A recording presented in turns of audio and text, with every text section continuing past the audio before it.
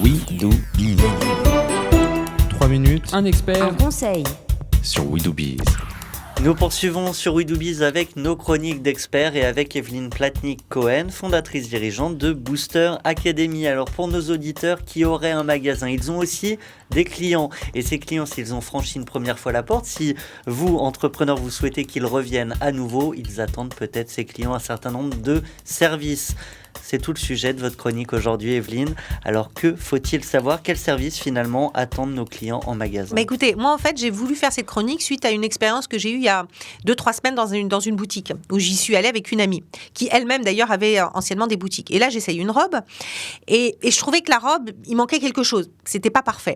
Et là, mon amie prend... alors, il y avait plein de vendeurs autour de moi. La boutique était relativement vide et tout. Elle regardait, elle attendait de mon avis. Et là, mon amie prend juste un joli foulard, le met autour de la robe et tout à coup, la robe se met à devenir absolument exceptionnelle.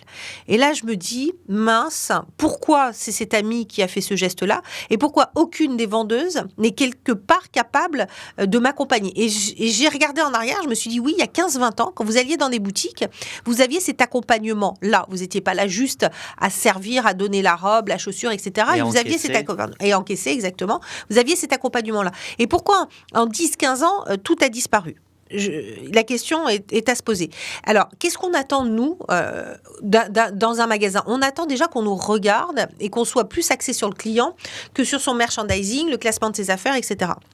Il est quand même très facile de se réfugier derrière une poussière, derrière parfois un vêtement à plier et de ne pas regarder le client. Donc, s'il vous plaît, regardez le client, observez-le. Le client n'est pas rentré chez vous par hasard. Ensuite, le client...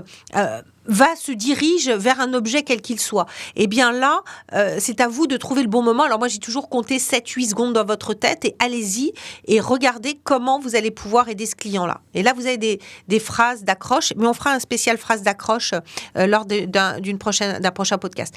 Et puis ensuite, une fois qu'il y a ça, alors quand c'est des vêtements, de l'essayage, il y a l'accompagnement de la vente additionnelle, du plus, etc. Parce que généralement, quand quelqu'un achète quelque chose, il a beaucoup plus de valeur associée à différents produits.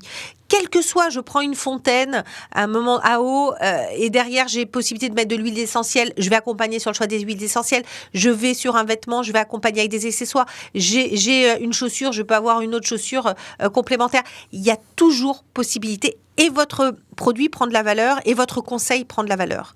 Et ça, si vous voulez, je pense qu'aujourd'hui, vous l'avez tous vécu, c'est pas assez présent dans cet accompagnement-là. Et puis, il y a un point qui est important, qui est la confortation de votre choix à un moment donné. Vous avez envie d'être conforté. Est-ce que j'ai fait le bon choix ou pas?